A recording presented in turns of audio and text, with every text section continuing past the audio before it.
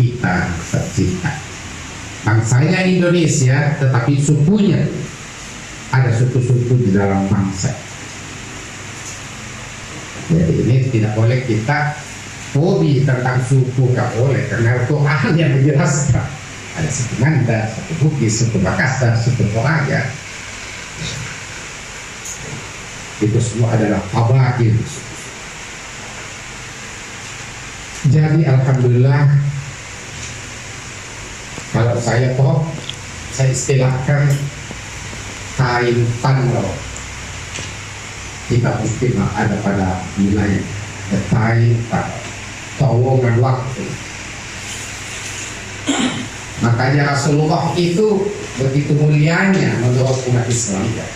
Begitu mulianya baginda Rasulullah, baginda Rasulullah itu apalagi sandangan dari Allah. Ada semua nih sandangan kemuliaan dari Allah. Beliau Khairatul Zainal Anbiya, semua. Tetapi sewaktu diundang oleh Allah, sewaktu leluhur yang boleh langit pertama, langit kedua, langit ketiga, langit keempat, kelima, keenam, ketujuh.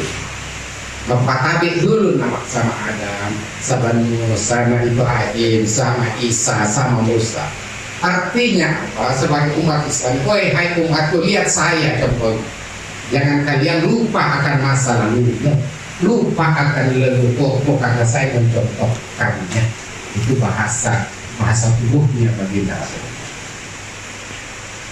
Itulah, alhamdulillah, selamat datang wahai saudara-saudaraku pemerhati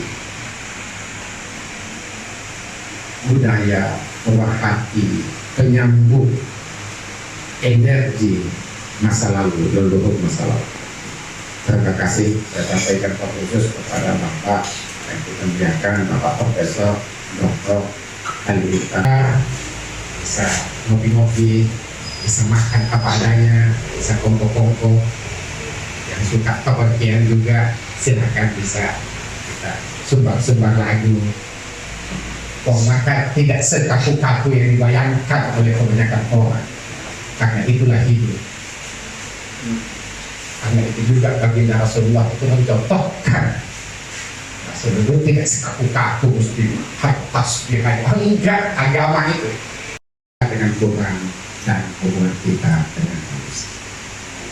Hidayah adalah inti kehidupan itu sendiri di dalam hablum minas. Hidayah ada dua hal, ada budaya zahir material dan ada budaya immaterial. Download Tribun X sekarang, menghadirkan lokal menjadi Indonesia.